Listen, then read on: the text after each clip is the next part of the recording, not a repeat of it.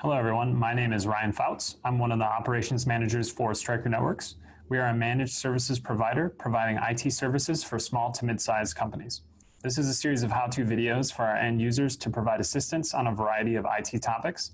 Today, we're going to talk about setting up Office 365 two-factor authentication for your mobile phone.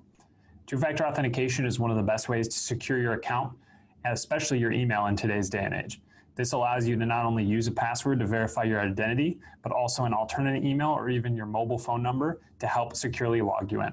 Today, we'll show you how to set this up with your Office 365 account and the various different options that are available to you.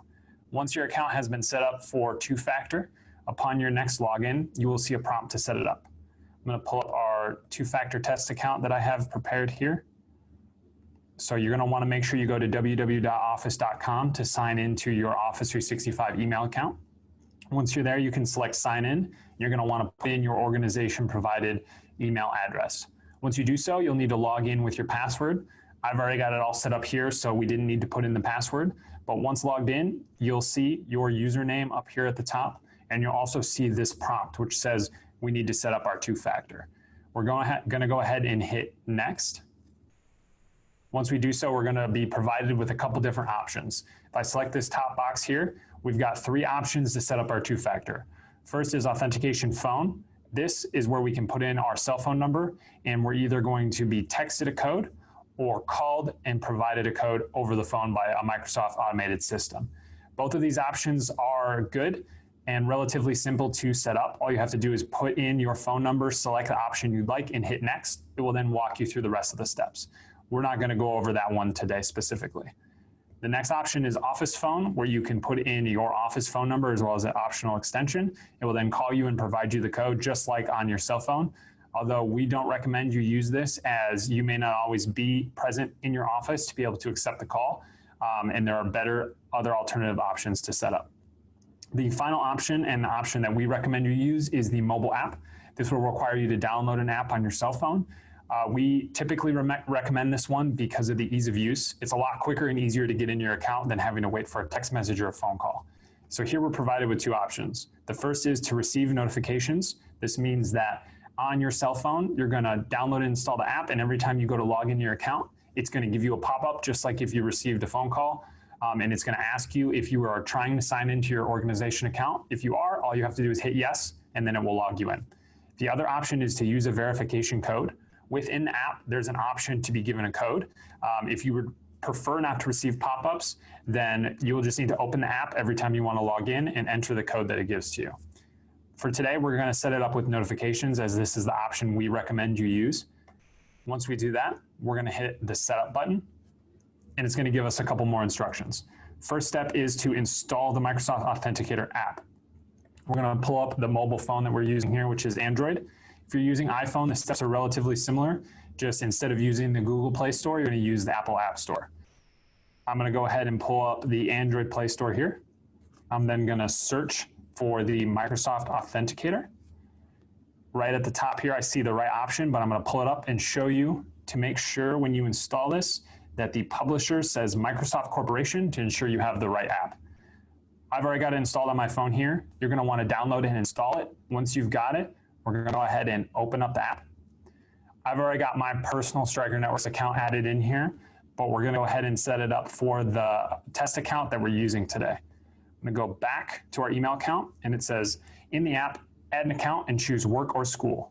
So what I'm going to do is I'm going to hit the three dots up here in the top right-hand corner of my mobile phone. I am then going to hit the plus button for add an account. And you're given a couple different options, personal, work, or other. If it's an organization account provided either by your manager or employer, or if you were given the information from Stryker Networks, it's always going to be a work or school account. I'm going to select that option. And now it's going to pull up a camera for me to scan the QR code on my screen. Now that I scanned that, you can see that it automatically added it. It's the second option on my screen, MFA test at strykernetworks.com.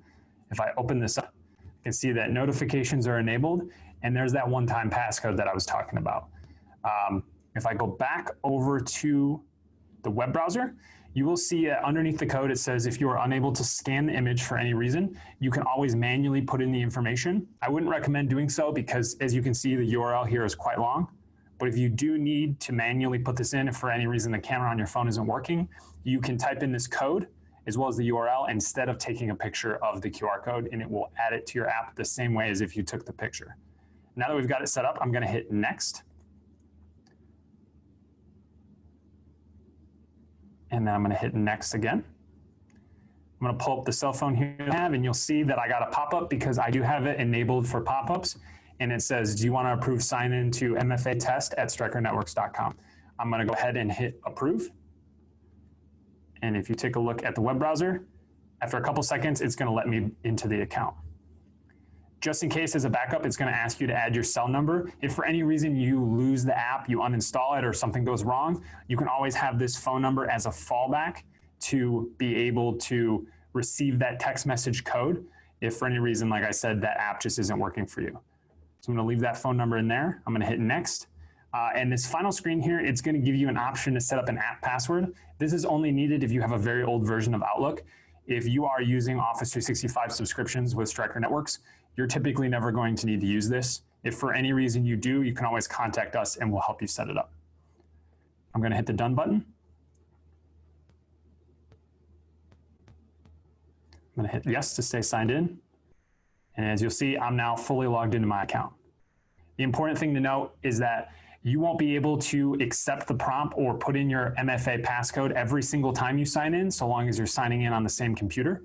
If you ever sign in on a new computer, or if you don't put in a new code on your computer for 30 days, it will require you to input that code once again.